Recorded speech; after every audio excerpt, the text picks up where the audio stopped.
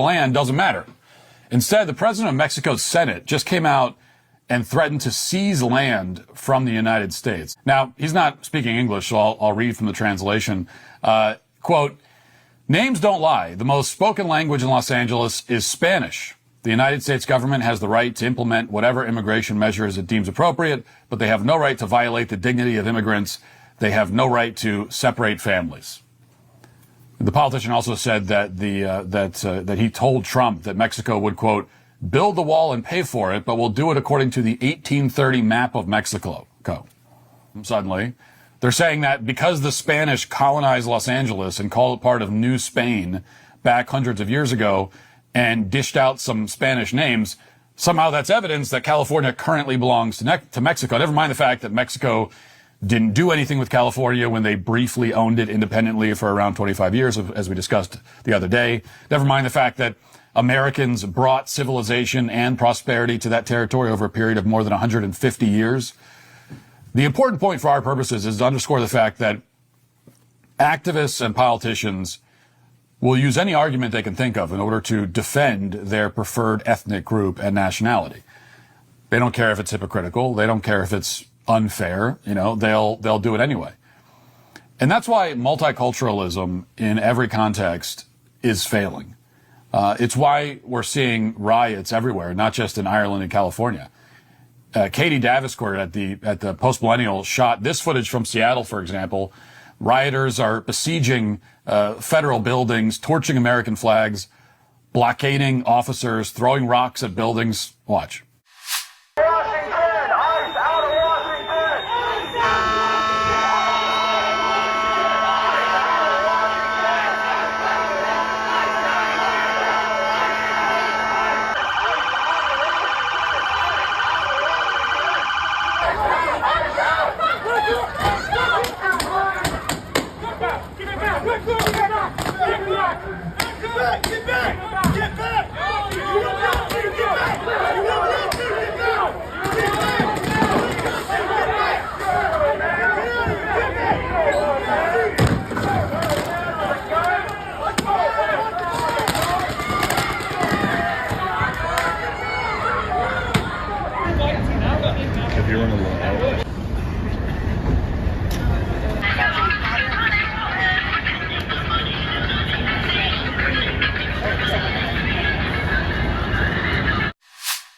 Now, as the day went on, the rioters in Seattle shot fireworks directly at officers outside of a federal building, leading to a brawl, which you can see here.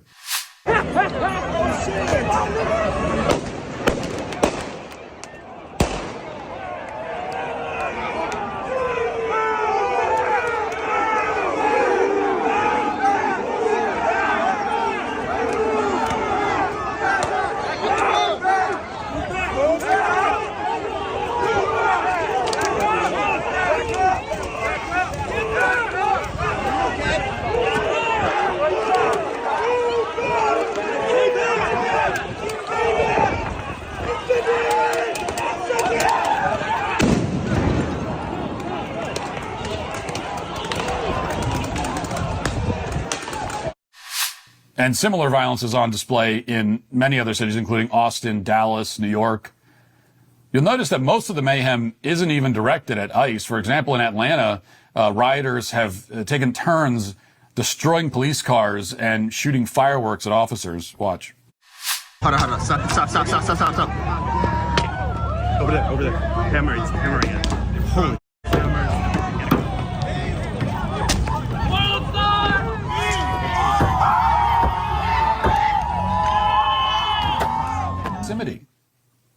But when you see these riots breaking out across the country, what you're looking at is the fruits of diversity.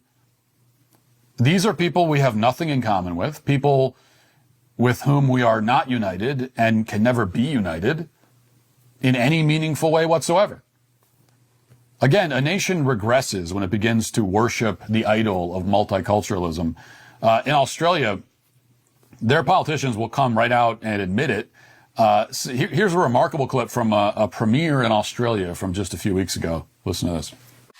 There's been some that have been agitating in the parliament to nullify the laws, to remove them off the statute books. Think about what kind of toxic message that would send to the New South Wales community. And I think the advocates for those changes need to explain, what do they want people to have the right to say? What kind of racist abuse do they want to see or be able to lawfully see on the streets of Sydney? I recognise, and I've fully said from the beginning, that we don't have the same freedom of speech laws that they have in the United States. And the reason for that is that we want to hold together our multicultural community and have people live in peace, free from the kind of vilification and hatred that we do see around the world. So he says, quote, Australians don't have the same freedom of speech laws that they have in the United States. And the reason for that is that we want to hold together a multicultural cultural community. Well, at least they're honest about it. Meanwhile, in the UK, Nigel Farage, the leader of the Reform Party, has just announced that if you've lived in Wales for a few years, then you're Welsh. And you're no different from people who've lived there for generations. Watch. You say that you would like to give priority to people from Wales for housing. How would you define a Welsh person? Well, it's a very fair question from your channel. We hadn't proposed the Welsh language test. No, look, it's got to be somebody who's lived and is settled in Wales, has paid taxes and obeyed the law. And if someone's done that for a 5 or 10 year period, then I think they've every right to say that they're fully part of the Welsh community. Now, if the former leader of the Brexit campaign is talking like this, then you know it's pretty bad. Really great news. My bill, Protect Children's Innocence Act, just passed through the Judiciary Committee. Big thank you to Jim Jordan. Big thank you to Harriet Hageman. They did a fantastic job. This is a victory for children. We have to protect their innocence. We have to allow them to grow up.